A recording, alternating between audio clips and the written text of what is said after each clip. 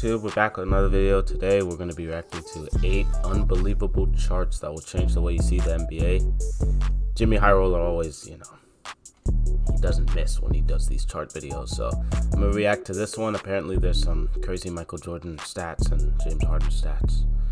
And me as a LeBron fan, I need to know more about the opposition. So we're learning more about Jordan that I didn't know every day. Appreciate the support on the Wizards video I did on Jordan. I think there's one more I'm gonna do based on that topic as well. And yeah, make sure to like, comment, subscribe. Let's try and get to 100 likes. Let's get into the video. You know, James Harden is often criticized for his flopping and how frequently he ends up at the free throw line. As a former MVP, some NBA fans feel that he gets calls that other players simply would never get. And, well, they're right. Here's a chart listing NBA guards that racked up the most free throw attempts last season. For the most part, they are all floating somewhere between 415 and 450. Some obvious players are guys like Westbrook, Beal, DeRozan, explosive guys that can get to the rim. Go up the list and you'll find Lou Williams. Damian Lillard amassed 500 free throws last season. But completely isolated in a league of his own is James Harden with 858. With that many free throws. 345 free throws. It's a talent at that point, bro. Than the next guard. This is ridiculous. And a chart like this really displays just how ridiculous this is. But Harden and his free throws are not the only crazy phenomenon that looks absurd when plotted on a chart. For example, in a previous video I did months ago, I spoke about the importance of Michael Jordan and how valuable his presence was for the Bulls. In 1998, Jordan's last season with the franchise, the Bulls felt that Jordan was so irreplaceable that they were willing to spare no expense to keep him around. Jordan wasn't just the highest paid player in the league. No. Here's a chart displaying the largest salaries of all NBA players in 1998. At the time, there was a good mixture of young players that inked major contracts as they proved to be elite. Hakeem Olajuwon was 11 mil? That's and crazy. Older veterans that were in their final years of huge contracts they had earned over years of dominating play. Karl Malone, NBA MVP the previous season, made just $5.1 million. Chris Webber, a rising young star, earned himself $9 million that season. Shaq, 1 year into his stretch with the Lakers, raked in $12.3 million in 1998, and Patrick Ewing signed one of the largest contracts in all of sports at the time with $20 million over 20 years ago. But clearly, none of these teams felt their star player was as valuable as MJ, since the Bulls paid him by far the largest chunk of money in sports history at the time. $33.1 million for one season. In 1998, MJ's salary was 22% more than the salary cap for an entire team. If you adjust MJ's salary that season to 2019 numbers, Michael Jordan would have made about $125 million last season alone. To put this into perspective, Kevin Durant and James Harden both had salaries of $30 million last season, $3 million less than MJ had in 1998. Speaking of Durant and Harden, their former teammate Russell Westbrook has spent the last 3 seasons accomplishing a feat that was once considered nearly impossible. I hate the Russ disrespect. I've been saying this since high school. When I was in high school, I was on the wave that Russ is better than Curry. I was literally, because the things Russ can do, Curry can't do. The things Curry can do, Russ can train. It was just going to be very long and hard, but he can train to learn that. I don't think, especially with the team that they have and the way they're built, I don't think Steph Curry can literally learn how to average a triple-double. I don't think you can learn that. You're either blessed with it or not, and there's clearly 2 people, him and Oscar Robertson. Back-to-back seasons averaging a triple-double. In 2017, when Westbrook pulled this off for the first time, I don't rock that anymore, absolutely unbelievable, and it earned Curry him a league MVP. The second time he did it, apparently it was less impressive, and the third time he did it this past season, he finished 10th in MVP voting. 10th. But regardless of how many times Russ gets a triple-double, no matter how immune we become to it, it is still an incredible feat. It is. But to understand just how incredible Russ is, here is a chart showing players in the NBA who have accumulated the most triple-doubles over the last 3 seasons.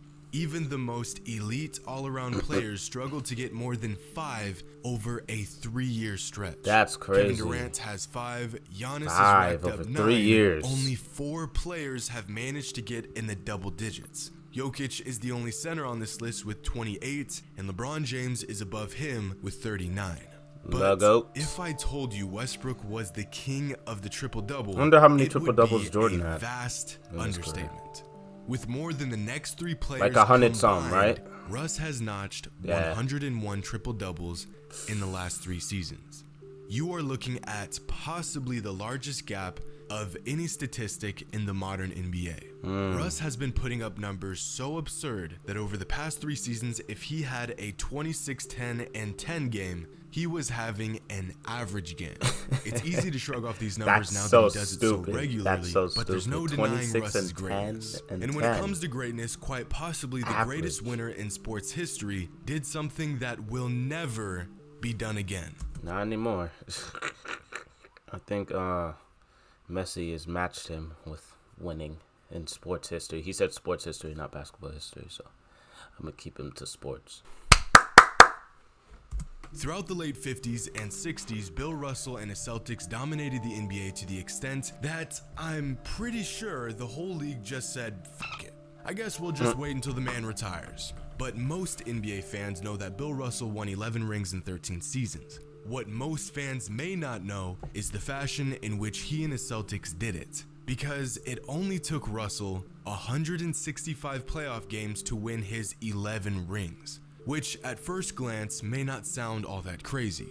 But let's put it like this. The greatest players in NBA history are often defined by their ability to win when it matters most. So here's a chart displaying some of those all-time greats and their path to their championships. The further up the chart, the more playoff games they played. The further right, the more championships they won. In other words, low and right is good, high and left is still historically good, but in terms of all-time greats, it's kind of bad. Have any guesses on who these players are? I'll give you a second. Near the middle, you have Larry Bird with 3 rings and 164 playoff games played. Stephen Curry got his 3 rings in historically quick fashion. LeBron has played a lot of playoff games but hasn't won a lot of rings. Tim Duncan has played a lot of playoff games and has won more rings. Robert Horry somehow finessed his way into this realm of NBA legends, so props to him. And as these names pop up, you'll see that for the most part, it has taken most greats a lot of games to win a lot of rings. Now, Michael Jordan is a special case in that he won 6 rings in only 179 playoff games. That means on average, MJ won a ring every 30 playoff games he played. And then there's Bill Russell.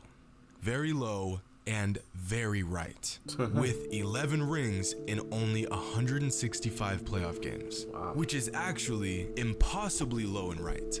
See, unlike in the past, in today's NBA, 16 games is a perfect playoff run to a championship, and most championship-winning teams play about 22 games in the postseason. In other words, a team could have a flawless postseason run, and it would still take 16 games to win a championship. In today's NBA, you would have to make the finals every season for 11 years, have a flawless run, and win a ring every season of that stretch, and it would still take you 176 games to win 11 rings. Wow. Russell got his 11 in 165. A statistic so insane that it is literally impossible to beat. Can't do it anymore. And although it isn't as glorious, this number LeBron has racked up is actually an incredible feat in its own right. Because of all active NBA players, no one comes even close to LeBron in terms of playoff experience. See, 239 playoff games may not sound like a ridiculous amount. That is until you consider the fact that Andre Iguodala has the second most playoff games played of all active NBA players, and he has played in just 145. In fact, as you work your way down this chart, you'll realize that even the most vetted players in the league have nowhere near as many playoff games as LeBron. I mean, for crying out loud, no consistency. Vince Carter, a man that has been in the NBA for 236 years, has played a mere 88 playoff games. Half of the Warriors roster from last season can be found on this list with over 100. In fact, there are only 9 current NBA players with more than 100 playoff games played, and those Warriors account for 5 of them. Literally 5 on the Warriors. A long way before approaching LeBron, who still has years of NBA basketball ahead of him. Literally the Warriors starting lineup. Possibly explain this. This is a different chart. I know. Looks similar to the last one, only this time we are looking at total playoff points of... This is wicked. 7,000 playoff points. Of all active KD got 4,000. This time, the margin between LeBron and everyone else is at the same time larger. He did have more time. So this is disgusting. You can look at this all you want, but it's difficult to really grasp the information you're looking at until you put it on a graph. I like charts. Charts are good. Unfortunately, the majority of the time, look at these Chris Paul, playoff points have not translated to Tough. championships. But dominance that has translated to rings is the 5-year stretch the Warriors went on between 2015 and 2019 when they took over the league and rewrote history books. To really understand how dominant the Warriors were the past 5 seasons, here is a chart showing the most dominant teams in the NBA since 2015. They went from the worst team in the NBA to the most dominant team in the NBA so quickly. Like nobody knew. The Warriors didn't have anything at all until like Monte Ellis, and that was like rookie Curry years. So it's like damn, almost the same area.